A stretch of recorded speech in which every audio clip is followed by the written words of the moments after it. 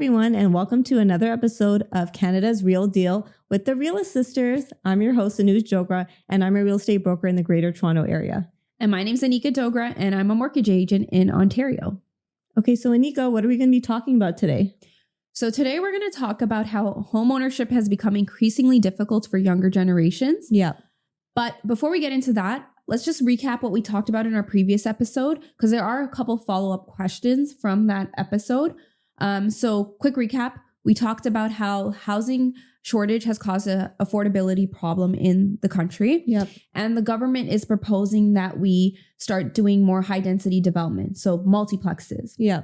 And of course, people are going to have some pushback on that. Of course. And so one of the criticisms or the concerns about developing more high density development is that it might bring down house values. Yeah. So because you're a real estate agent, what's your opinion on that? Do you think that's likely, or do you think that makes sense to be a concern for people? I mean, I think it's a valid concern, but in my experience, having a multiple unit property or a multiplex has never brought down the house value. The only time I could say it might have is if it was a co-op house, but usually it actually brings up the house value in the neighborhood. And most people find it a very desirable property because you're going to have multiple units and multiple revenues of income from those many different types of units. Okay, so you're saying that basically there's likely going to be more like investor interest if they think that they can get more rental income from a property. Exactly. But then like in the case of a co-op, so I was like looking up things in Vancouver, and there was like a proposed design where they would have, I forget what it was called, like the middle design or something. And they were going to have like multiple units on a residential lot, a very large residential lot. My mind's somewhere else. So they were going to have a large or multiplex on a large lot, but what they were going to do is have like a courtyard in the center. So that's kind of like a co-op, no? So do you think things like sharing the space or sharing features of a home are going to bring down house values?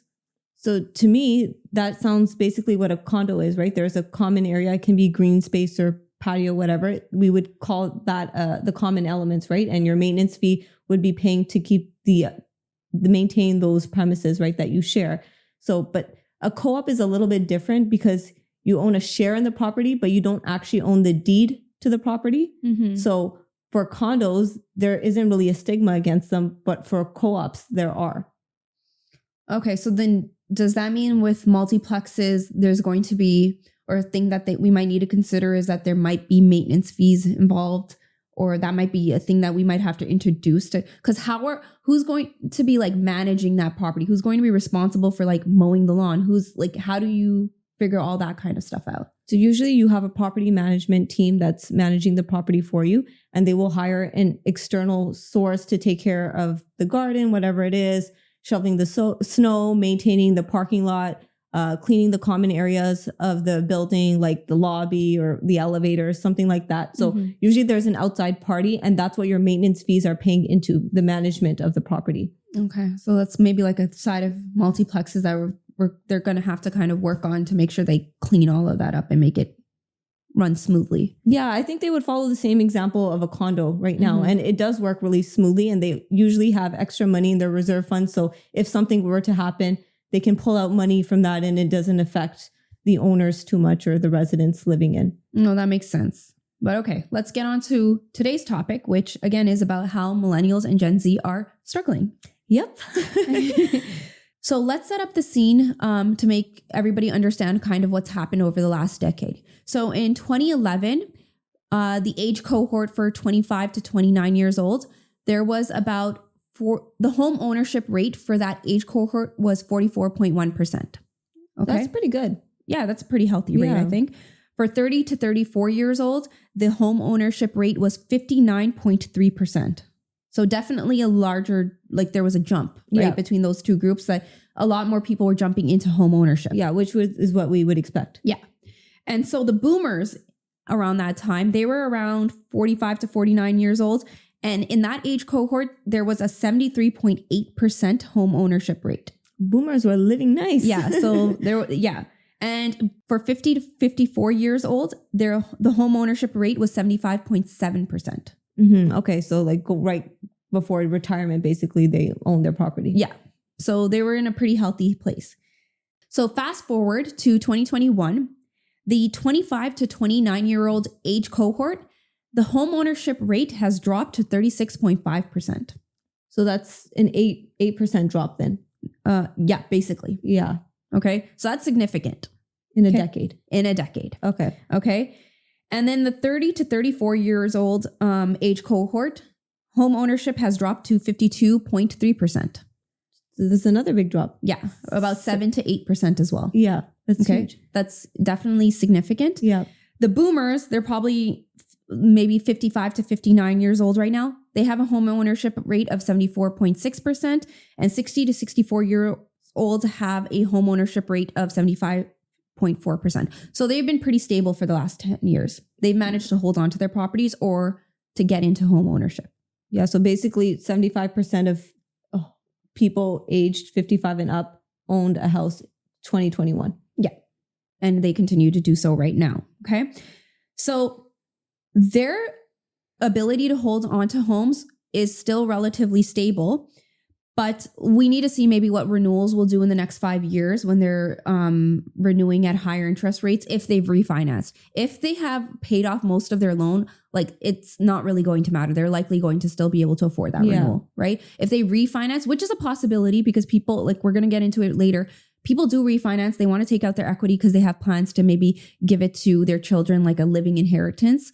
So that might be a little bit more difficult, but we'll explore that later. But it's clear that millennials and Gen Z own significantly less homes compared to their earlier counterparts. Okay. One thing that I may want to consider though is in 2011, that's pretty close to the 2008 recession, right? Yes. So maybe house prices were lower for that time and then people kind of jumped to buying the dip. Yeah, but you could say the same thing in 2021, right? In 2018, there was a huge dip then too. That's right. True. We had a recession then too. And then house prices have gone up significantly in the next 3 years from that. Yeah. Even with COVID. And somehow we still didn't manage to have more millennials or Gen Z afford homes. So clearly there's a problem. And then the other problem is that the national average for home ownership is 66.5%. So we're way below. Like if things were fair, we'd probably expect to see a home ownership rate closer to that, but we're significantly below that. Yeah, it's like half of that. Yeah. So there's clearly a problem.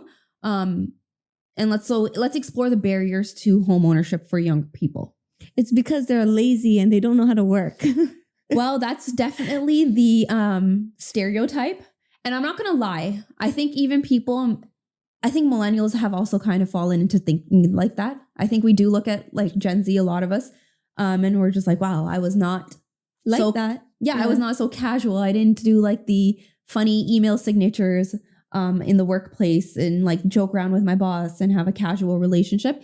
Times are definitely changing. And I think maybe a lot of us find that kind of shocking. Yeah. But I think we also have to consider the psychology of younger people. Yeah, I think that's a huge point because everyone just classifies them as they're lazy. They have no ambition. But if you knew what was stacked up against you, would you really strive to have a house? Yeah, it's the psychology of motivation. If you don't believe that social mobility is a possibility anymore, and social mobility meaning that you can move from one type of home, like a condo, and then move into a townhouse and then a single family home and then your dream home. If you don't think that's a possibility anymore, you don't have any source of motivation for yourself. So why would you waste your time working so hard? Like that's just irrational, right? Why would you put so much effort into something that's just not, it's feasible. It's not going to pan out. Yeah. And if I was in that situation, I totally would do the same. Because why would I be busting myself, working super hard to make very little income? And then I'm going to save my money for 2 years and then the house prices are going to go up again? Yeah. But it's going to take more than 2 years, right? I think like it takes a longer time to make that 20% down payment now. Yeah, I agree. It's probably going to be 5 years. And then the other obstacle is the longer that you wait, 5 years, that's a half a decade. What happens to house prices in half a decade? Most places within 5 years, according to Treb, I think the average was 50 to 60% increase. Wow. Yeah. In some places, it was even over 100%. Yeah. So then it doesn't really make sense to be saving for a down payment, right? You're like putting it into your savings or whatever you're going to do. It's never going to match the, I don't want to say never, but it's likely not going to match the rate that the houses are appreciating at, right? Yeah. And so then it's like, you're not making the best use of your money. It's better to, I don't know, spend it on something to make your life a little bit better or invest it into something. I remember reading about a survey that they did on millennials and Zoomers, and 7 out of 10 just had come to terms with being a renter for life. And they were okay with that because they'd rather rent and then save their money, go on vacation, and just actually be happy. Mm-hmm. Yeah, I think that's the natural result of all of this. You're going to try to make the best of a situation. And the best you can do is at least be happy with what you have. Yeah. And so renting, you still have a home. Yeah. Right. You're going to be able to start a family. And I mean, ultimately, I think maybe those things might be more important to some people. So they're going to come to terms with it and be like, yeah, I'm happy renting. I live in a home. I have a front yard or a backyard. I'm okay. It's so true. Because for me, most of my clients, after they buy a house, they're house broke. They can't afford anything else after the down payment and closing costs. They can't afford to start a family, barely can afford gas and food and furniture. So even if you were to save the money that you need for a down payment, what are you going to do after the next 2 years? Just barely survive? You live without furniture and you eat off the floor off of like paper plates for 2 years or 3 years. So then that brings us to like another point that we're facing. There's been a lot of inflation recently. So the cost of everything has gone up, right? So, and then like, just to make it clear for everybody, inflation is going to be the measure of how much a household is spending compared to last year on different consumer goods. So this would include things like your mortgage, rent, gas, groceries, right? Just things that any household is going Basics. to be, spending on a regular basis. And how much does that change from last year to this year? And clearly, it's been all over the news. We had really, really high inflation. So the cost of everything's gone up. So it's very difficult to save for anything, let alone a down payment and furniture and other things. Like car prices went crazy. Yeah. Right? That was like the first time you saw like used cars appreciate during COVID. Like that's crazy. Right? And people always think like, you know, a house is an investment. A car is like something depreciating asset. Right? When you drive not asset, just depreciating. Yeah, exactly. But then it's like, that was a crazy time. So it's difficult to save for anything in a time like that, right? Yeah. So what can people do to kind of be able to afford homes? One of the things that they could do is buy with a partner or family members. That's what a lot of people are doing, right? Yeah. That's what I did. Yeah, exactly. I think a lot of your clients are doing that as well, right? That's the only way you can qualify too, right? There's too much debts alone that you need somebody else. And banks want to know that you have somebody else there in case something happens to your job or COVID happens again.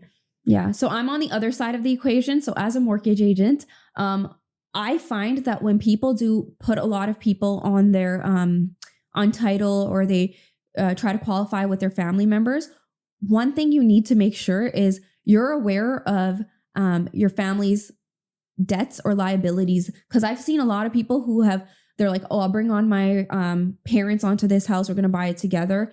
And then meanwhile, their parents have a whole bunch of personal lines of credits, HELOCs, whatever, and they've maxed out a lot. Yeah. And then you realize it's better to just go without them. Yeah. Yeah. And it's because they're not actually helping you qualify. They might help you qualify for a larger purchase price, but they're not helping you maybe qualify, like have more room in terms of anything else, right? In a case like that, I would also suggest that they might want to opt for a B-side, right? Alternative lending, because what alternative lenders do is they stretch out how much of your income can go towards mortgage costs. Yeah. Right. So then you're able to purchase a lot more with the same amount of income, and you're allowed to carry a lot more liabilities when you go for a more flexible option like that. Lets you qualify for a much higher. Right. And then the final thing that maybe they could do is wait for rates to drop. Yeah. And then prices go up again and you're in the same spot. Exactly. You heard it from the realtors. The competition will increase, prices go up, and then what? Right? Like you're still, you only have that how much down payment you saved up and nothing else. I mean, I think we both would say it's better to buy in the dip.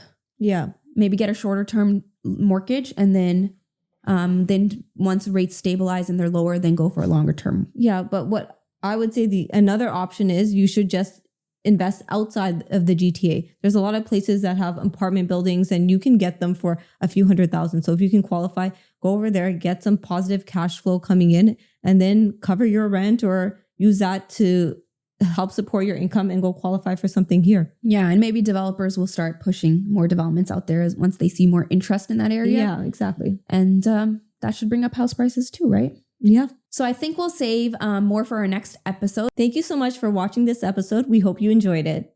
And make sure to like, share, and subscribe to our channel. Hit the bell icon so that you always get notifications when we post a new video. And leave a comment. We want to hear from you. What are you interested in learning about? What feedback do you have? Do you agree with our opinions or do you have other ideas? So leave a comment below and we'll definitely get back to you.